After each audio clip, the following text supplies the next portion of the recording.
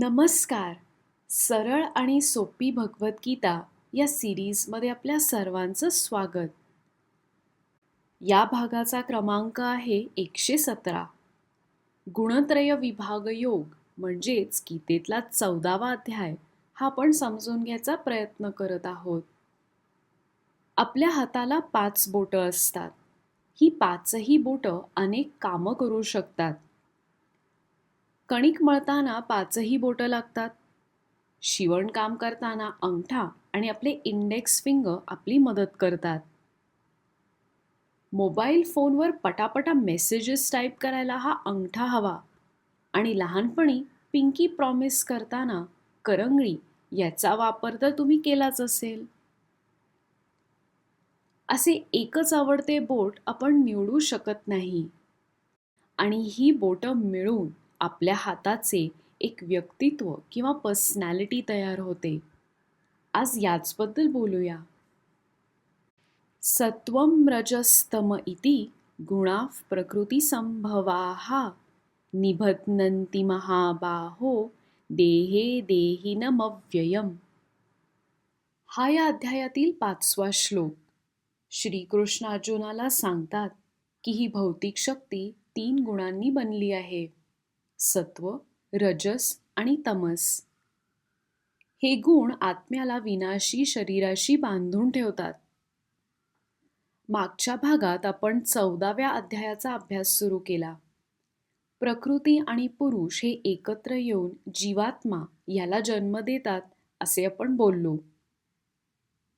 श्रीकृष्ण अर्जुनाला सांगतात की ज्ञानाचा आश्रय घेतल्यास एकाचा पुनर्जन्म होत नाही आणि ह्याच्याच मागे तर हा जीवात्मा धावत असतो. उन्हाळ्याच्या सुट्टीमध्ये लहान असताना आपण बऱ्याच DIY किंवा क्राफ्टच्या गोष्टी करायचो. आपली सर्जनशीलता किंवा क्रिएटिव्हिटी दाखवण्याची ही एक संधी असायची. या क्राफ्टमध्ये डिंक किंवा ग्लू ह्याचा वापर आपण करायचो, नाही का? कारण या केलेल्या क्राफ्टला कशा ना कशाने तरी जोडता आले पाहिजे, घट्ट धरून ठेवता आले पाहिजे. आपल्या जीवात्माला सुद्धा या संसारात असाच एक प्रकारचा डिंक किंवा ग्लू जोडून ठेवतो. हा डिंक म्हणजे प्रकृतीतील 3 गुण, सत्व, रजस आणि तमस. सगळ्यांमध्ये हे 3 गुण असतात, मात्र हे सारख्या प्रमाणात नसतात. म्हणून आपण आपल्या आजूबाजूला अनेक प्रकाराची लोक बघतो. नुसते दिसायलाच वेगळे नाही तर वागायला, बोलायला असे वेगवेगळे व्यक्तिमत्व आपण अनुभवतो. या युनिक किंवा अनोख्या व्यक्तींमुळे आपले जगातले अनुभव बदलतात.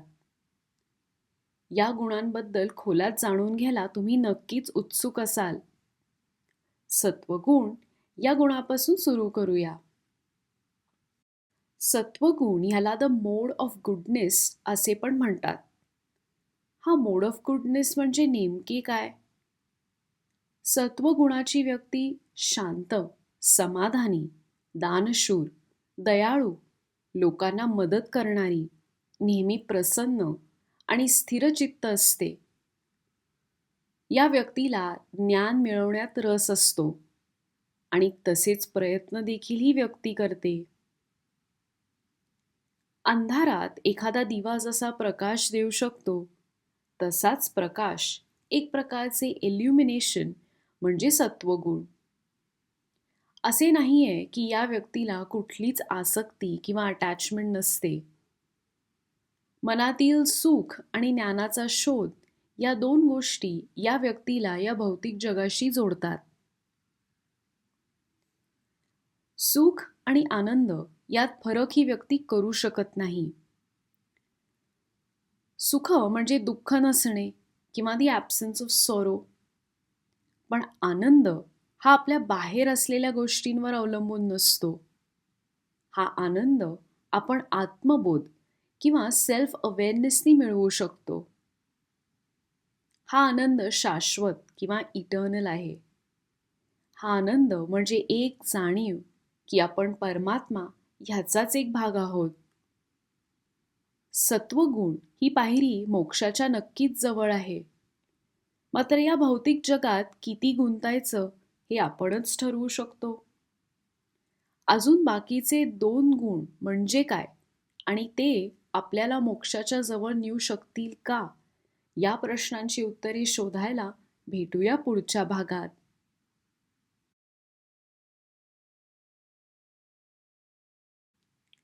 धन्यवाद.